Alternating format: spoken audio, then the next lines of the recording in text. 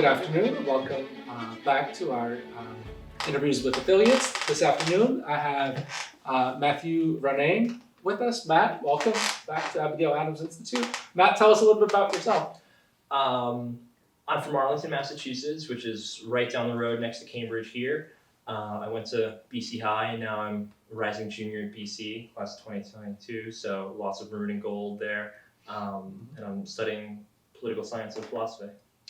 Terrific. And did you know what you wanted to major in when you came to college? Coming into undergrad, I knew I was interested in politics. I thought I'd want to study economics as well. I realized a lot of the questions I was asking about politics were answered a lot more aptly in philosophy than either poli-sci or economics. So I kept the original major and then added the second.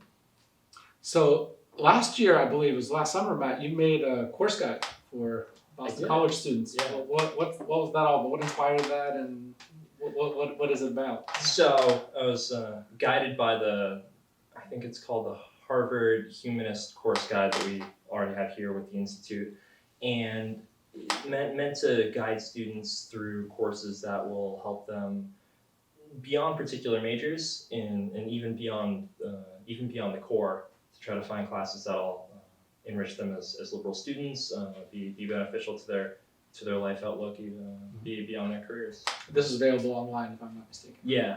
Great.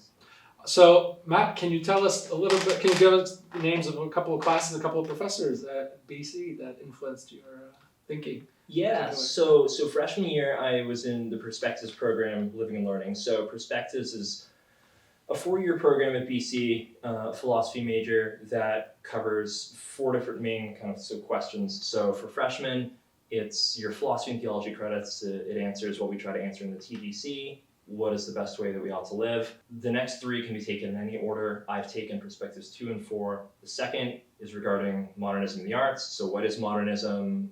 How did that branch out of romanticism? And what are the role of the arts today? Mainly through literature and a little bit through the visual arts and through music. I'll be taking Perspectives 3 this year, which is an intro to social sciences, mainly political philosophy, a little bit of economics, I think. We'll see. And Perspectives 4 is a lot of natural philosophy. And so freshman year, I was in this particular class, Living and Learning, which were three or four of the sections, all in the same dorm, and is meant to foster conversations beyond the classroom with the students and kind of wrote perspectives into the entire college experience, at least in freshman year. And I was with Professor Brian Brayman, who was one of the pioneers of the program, and it was fantastic. Great. So Brian Brayman's one. Any other faculty? Yeah. So he's just stepped down, starting this year as director of the program for a long time. He's very influential with it. Carrie Cronin, another philosophy professor at Boston College, she teaches Living and Learning sections, and then many other philosophy professors have been in and out of teaching in the program. It's very large.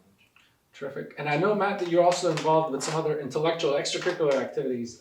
BC, you're a founder of a certain, is it a reading group or? Yeah. So there's the Charles Carroll Society, which you've given me a lot of guidance on. It's a little reading group that we have. Pretty broad in its topics. We mainly did political philosophy this last year.